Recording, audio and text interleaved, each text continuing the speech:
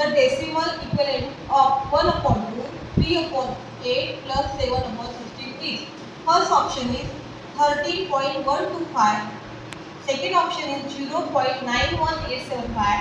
Third option is 0.58125. Fourth option is 1.3125. Okay, firstly we are doing this problem.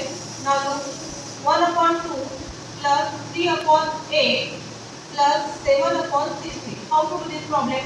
पहले आपण याचा LCM काढू. ठीक आहे, LCM 2, 8 and 16. Okay, 2 1 2, 2 2 2 4 8, 2 8 16. Then again 2 2 4, 2 4 8. Then again 2 1 2, 2 2 4, 14, 2 1 2. ठीक आहे, आता याचा LCM आलेला आहे 2 into 2 into 2 into 2. 2 2 4, 4 2 8, 8 2 16. ओके, आता आपल्याला सगळ्यांचं 16 डिनॉमिनेटर 16 करायचं. जसं की आपण 1/2 ला जर 6 ने मल्टिप्लाय केलं, सॉरी 8 ने मल्टिप्लाय केलं, 8 2 16 होती. खाली आपण 8 ने मल्टिप्लाय केलं म्हणजे वरती सुद्धा आपल्याला 8 ने मल्टिप्लाय करायचं. म्हणजे 1 8 चा 8 आणि 2 8 चा 16. ठीक आहे, त्याच्यानंतर 3/8 याला सुद्धा आपण 16 करणार आहे. म्हणजे 8 2 16, खाली 2 ने मल्टिप्लाय केलं म्हणजे वरती सुद्धा 2 ने मल्टिप्लाय. 8 2 16 आणि 3 2 6. ठीक आहे, आणि इथे 7/16 आहे. म्हणून आपण 8 plus 8/16 plus 6/16 plus 7/16 करणार आहे. 8 plus 6 plus 7 किती होते? 8 plus 6 plus 7 21. हाँ, 21/16.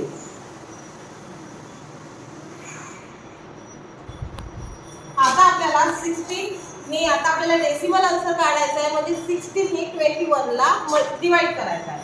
आता आपण इथे 16 डिवाइडेड बाय 21 करणार आहे. ठीक आहे, आता 16 1 16. 21 मधून 16 गेले किती राहिले? 21 minus 16 that is 5. मग आता इथे 5 आले. इथे आपण पॉइंट देऊ, इथे 0 करू. मग आता 16 च्या टेबल मध्ये 50 नाही आहे. मग त्याच्यापेक्षा छोटा नंबर 16 चा टेबल म्हणा. 16 3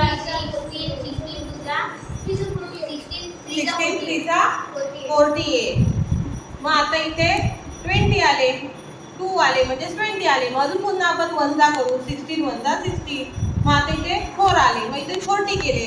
16 2 32. मग आता इथे 6 राहिला, इथे 0 दिला. मग आता 60 येतात का 6 च्या टेबल मध्ये? 16 5 16 5 60. म्हणजे आपलं आन्सर कंप्लीट आलेला आहे.